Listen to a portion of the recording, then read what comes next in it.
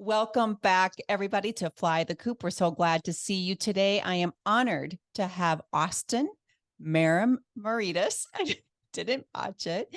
No worries. In the house. Austin has been in this beautiful business of real estate, everybody, for 4 years. And what a success story you have had, Austin.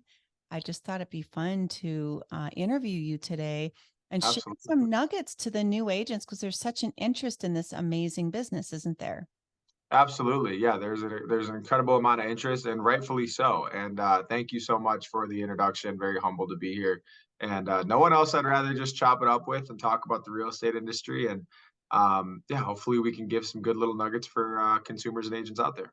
Absolutely, absolutely. So what inspired you? What inspired you to get into the business, Austin?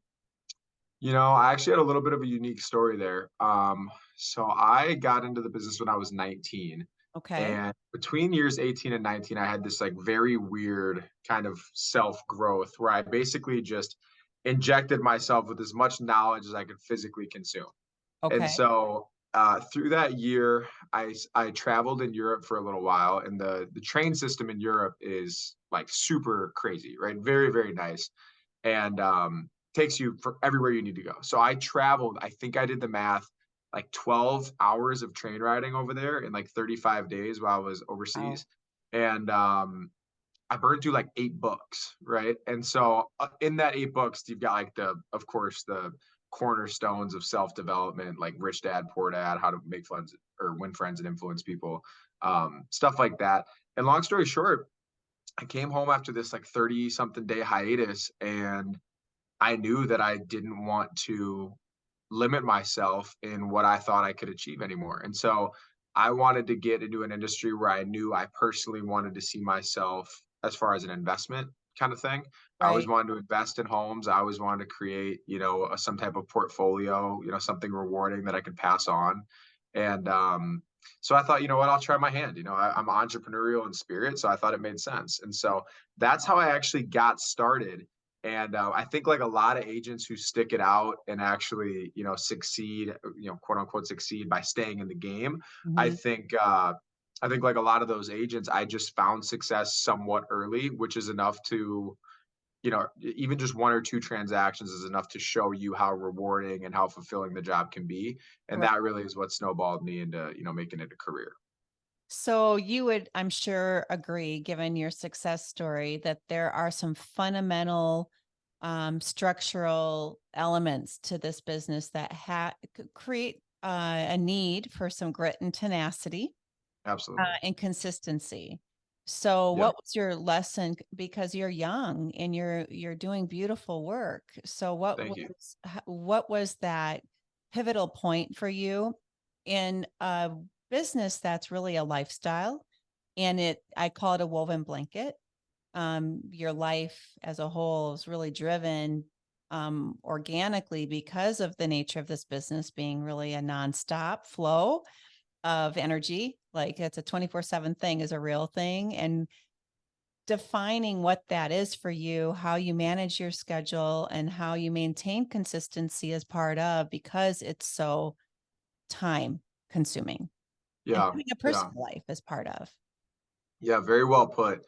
And yeah, I think that was something that I don't think anyone could have prepared me for, Yeah. right? So I don't think there is, any way to know exactly how you balance it until you get started. I think something that really helped me was, you know, I don't know if you know, Gary Vee's got a book called Jab, Jab, Hook, and it's like Mhm. value, value, value, ask, right? Yep. And so I almost kind of tweaked that a little bit to just like I would rather have like 30 jabs and like debatably never even ask for the hook, right? And so I kind of reframe my mindset around endless value, right? At scale over time and and never jeopardizing who I am throughout that process, right? So just making sure that I'm already a social person. I get my energy from being around people and talking to people. So just leading with that kind of North Star as I put myself in my normal rooms. I started this job in the prime of my college years. So Right. I mean, although I wasn't in school, I lived on campus with all my friends who were in school. And Mhm. so I still got to put myself in all those social rooms. I didn't feel like I lost out on any of that, but it was a great way to kind of teach the balance of, you know, the job doesn't have to come up all the time. Right. Whenever I saw those moments to just, be insightful in a way that is super lax, in a way that's like, I don't need anything from this conversation other than to know that, like, I took the time to pour into your question. Mhm. I've always just kind of adopted that from the start, and I think that book was integral there. So I would say if there was a moment, I would say reading that was a bigger one for sure. That's really, really cool because I mean, that's a very mature place to be at your young age. And it's really impressive and definitely a lesson that can be taught, right? So, in 4 years, as of December, you started your own team, Austin, which is amazing. Really, Yeah. congratulations. Thank you, thank you. Yep. So yeah, I was when I was 23, I had and this is just a quick side story, but I had gotten very sick, right? And I like lost like 14 pounds and was like out of work basically for like 3 weeks, like Oh, super, super ill, right? No, God willing, I'm still here today. I'm perfectly fine. yeah. So that's not what the story's about. But the the premise of it was I had it was late Q3 last year, and I had one home under contract during inspection, and I had two pending, right? Hmm. And so, that's not a ton of upkeep to do during these transactions, but in an inspection period, there is quite a bit of communication. And a Yeah. lot of times that communication is very time sensitive, right? Some of that Hmm. tenacity is coming out like we talked about and stuff like that. And so um that coincided with me getting very sick. And I realized I was just a one-legged table, right? Hmm. And so for me, kick out my one leg, the only non-disposable piece of my job is me, and I realized I can't do that to my clients with a clear conscience. Hmm. So I realized it was almost out of necessity that I don't want my clients to be taking the fall whenever I take a fall whenever life serves me. And Hmm. so yeah, it was just one of those things where obviously I think the team model, as you've been a beautiful example of, is a very incredible thing for the client and just the long-term future for real estate agents. So something I knew I wanted to do, but almost needed to scrape my knees to, light the fire under my butt and make it happen kind of thing. Yeah. So So what did that look like for you because of aligning the right energy with a business model? It's sometimes can be tricky, right? That yeah, you're creating and training a person that will make decisions on your behalf or as a partner yeah. in a way that you would be really feeling good about. So how did you seek Yeah. it out? So I think I went into it knowing, so I did about 6 months of research before doing it. Um, and I don't think that, there's any amount of preparation that you can do that's better than the real life experience, but and I'm sure you felt that too. Hmm. But I would say from the start, a business mentor of mine said that you're never going to be able to delegate 100% and you're never going to be able to manage 100%. There's going to be a balance there. And so the goal was never to remove myself from the business as I start my little real estate team, right? And so it's kind of that, idea of, I want to make sure that I still let you fall, I still let you make mistakes as my agents, but I'm there to catch you on the second bounce kind of thing. I won't let it happen twice, or we'll make sure that we're very constructive about those moments and continuing to grow and learn. So they've been a huge help for me. They've taught me things about myself and about this business that I would have never otherwise known. Hmm. Um, Cool. but yeah, I mean, yeah, it's been very easy to align. I've got very good people, in my corner again, and they're super green, and they'll be the first to tell you. I don't feel bad saying that. Hmm. Um, but they've got great heads on their shoulders, and I think, as I said at the top of the episode, from the idea of their intentions, it's Hmm. very clear that they're like great people. And so even if I can trust them to not only make decisions on my behalf, but to know when to step back if they are not in a position to make that decision, sort of thing. Hmm. So they'll bring me in as needed. And like I said, I'm never 100% away from anything that's going on with them. So it's been great. It's been interesting. I mean, looking back, there's 100 different things I do, right? But that's life. So just glad I started when I did. Really, really amazing. Yeah, it's so impressive, Austin. So, in entering this business, which just changed so much, even you've been in now 4 years, even in just past 5 years, right? Oh yeah. And part of that's like stepping back in time and watching, and the progress of real estate as we know it now. Uh, Coming through the first cycle of major change, because you've been in a very dynamic market in the time you've Yep. been in the market. Yep. How do you perceive the shifts and changes right now, and how do you coach your team through that as a young team? Because there's a lot of young players out there. I would say, actually, I'll correct that. I'm not even going to put an age on it. 80% they say of the total national real estate pool of practicing agents have been Mhm. practicing for 5 years or less, which is remarkable to me. Yeah, It's that's crazy to me. that's an eye-opening stat to me as well. I did not know Yeah. that. Yeah, So thank you 80% for of the sharing. country. And then I think what's interesting about these opportunities is sharing um how you interpret a shifting market, and how do you take from the historical components of real estate? Because really, in 25 years, I got in 1998. There's been four major, I'll call, collapses and rebuilds in the Yeah. marketplace, right? Yep. And as we can see, it always rebounds Yeah. because everybody needs a home. Yep. Everybody needs a place to live, regardless of where you're at in life, how old Yep. you are. There's phases of life, I call it cycles. They Mhm. cycle every 7 to 10 years. And you are in a really cool place because you're at the beginning of what will be transactionally, and as a storyteller, through you're meeting these people that are going to go through, you're going to be growing up with them, right? Yeah. You're going to watch them get married, have children. Unfortunately, some are going to pass and some are going to divorce. That's a reality of our world. Yep. They're going to remarry. They're going to go through life transitions and change themselves, rebuild themselves.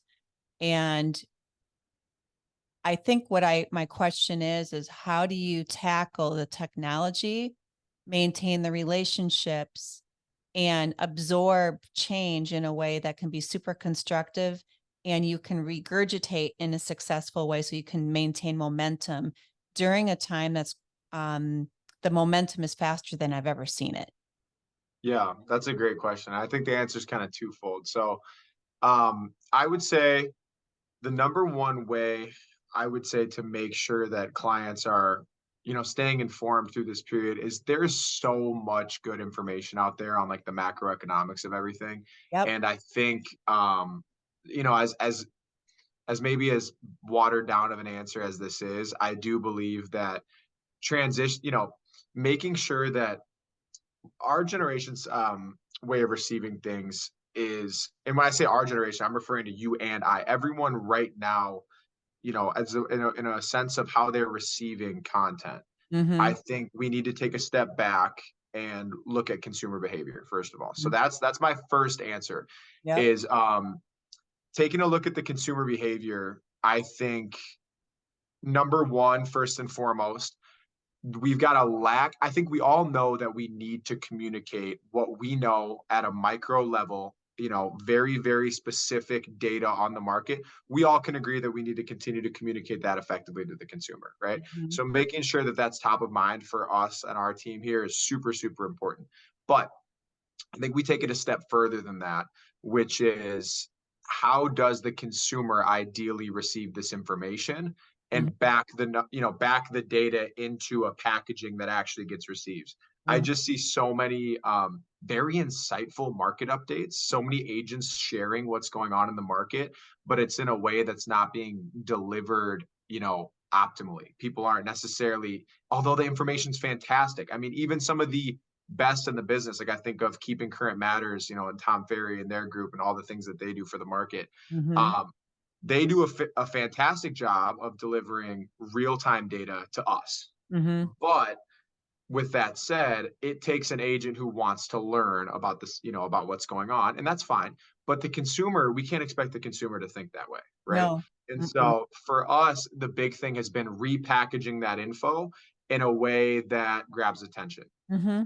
And so for us, we've been super focused on like our hooks, right? So our first 15 seconds of a conversation are everything in getting a consumer to be educated. And it's not a ploy or a strategy necessarily to get them to listen. It's a strategy to get them to actually engage and make them a better consumer, a Mhm. smarter consumer. Right. Um, and so I think, yeah, it's fulfilling when you look at it from that angle, right? It's a matter of, not how many people, how many views can I get on my video, but genuinely, how can I help people see that over time, over the next 3 years, 5 years, 7 years, whatever you want to call it, the investment of real estate is going to be a great investment for them. Mm-hmm. Um, but distributing it in a way that, actually makes them feel like happy to hear Yeah. it, because Right. they'd so much rather read the negative media news, Yeah. because the media understands how to get them to look right and how to get them to receive it. So Mhm.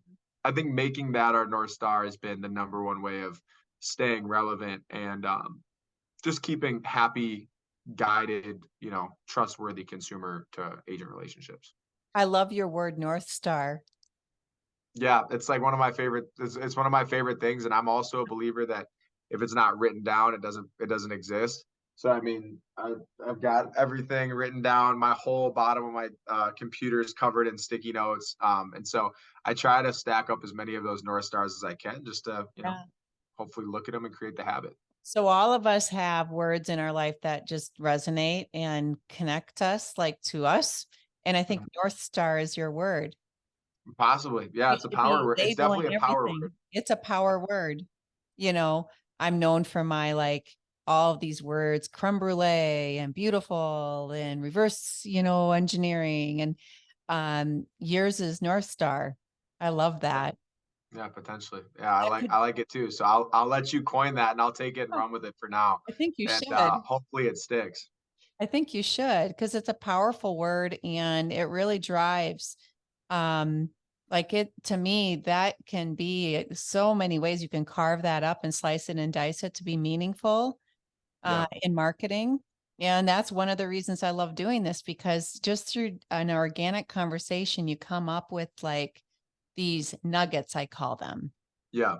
takeaways, inspiration for an audience about you is just your mere entry into the market at such a young age, how inspirational and being really clear about the fact that this is what I really want to do and I'm willing to sacrifice, A, B, and C, to get to X, Y, and Z. I'm going to do all of that and then I'm going to connect the dots in between and being a visionary in a way that as a young person you don't see often, Austin, I'll be honest. So Yeah. there's a whole Yeah. book No. right there probably for you. Well, maybe one day. Maybe if the exit of real estate is graceful, maybe one day. But I appreciate that, and I would say you touched on a word that I love, sacrifice. And I will say when I got into the business, and I think this is probably the number one thing, you know, the biggest Googled question for people, I would say from like 15 to 25 is like how to become successful as a young person. Everyone, Mhm. has that question. And if I ever got the opportunity to answer for somebody, it would sound something like when I got started, I changed my time horizon immediately. That was the first thing I did. And I can truly say I'm still executing what a novice 19-year-old created in a notebook, 4 years later, right? And now, granted, things shift, things change. We get a little smarter and more strategic. But the time horizon in which I set the goal is ultimately what I believe is the reason I'm still in this business. Right. And I think one of my favorite quotes is people overestimate what they can accomplish in a year and Mhm. underestimate what they can accomplish in a decade, So true. right? So I firmly believed then and still now that if I got in the business at 19 and I stuck around until I was 29, that I could create something that I can't even wrap my mind around. And that's was so exciting to me, right? Mhm. And so if I had any piece of advice as far as sacrifice goes, it would be to, God willing, you get the 10 years to make that run. Mm. Commit to something for that kind of time horizon and watch to see it probably won't even take 10 years, but just watch to see how the type of work you create changes, right? Mhm. Versus if you were to give yourself a 1 year goal, like, "Oh, I want to make 100,000 this year." Something wrong with that. But to me, the actionable steps that you create to get to that goal look a lot different than if you Yeah, say, I want to build a brand over the next 10 years that helps 10,000 people. true. Much different actionable steps, much different focus as far as what you're building, service and experience wise. So, um, yeah, that's always been like my number one thing, genuinely, the whole time. Really, really impressive, Austin. So if there was one piece of advice that you would give to your audience, because I know you podcast, you have your Yeah. own podcast, don't you? Yeah, for sure. What's it called again? The final talk through. Oh, that's cool. What was the inspiration on that? Um, the the name, there was no inspiration. I just thought it was kind of corny, but it's real estate related. And then and then the inspiration for the actual podcast was honestly a place where I could give my audience to repeat it, at scale, visit and create a competitive advantage in the marketplace as a consumer, no matter where they are, who they're listening to, who they're working with. Just a place where I can repurpose content and genuinely give buyers, specifically it's geared towards buyers, it's geared towards my biggest demographic of following. And so yeah, younger home buyers maybe just looking to play their cards for the first time, and so just wanted to give them a place where they felt like they could take actionable steps and takeaways. Well, you're picking the right time and the right place, my friend, because 50% of our city is a first time home buyer or a young buyer, right? It's a very young city. So there's a huge need out there for that direction and guidance and being able to be relatable and being able to really align yourself with the thinking, the thought process of where they're at. I think that's the secret sauce truly to a successful real estate agent that's a career agent is being able to connect the dots and future cast what the outcome is in a way that's comfortable for them Yeah, and get them to the finish line so they yeah, can have their lifestyle experience and it's a win-win. That's the yeah. point of it. I think you do a great job too of empathizing, right? With, and like you kind of touched on it or shaded on it there. Of that's it's the fun, it's the best part about our job is that each client has such a different set of hot buttons that either make them nervous or make them excited or are the reason they're buying. And to be able to listen, ask those thought provoking questions and really empathize with your clients is like the coolest part of the job. And yeah, so hats off to you for continuing to do that at scale.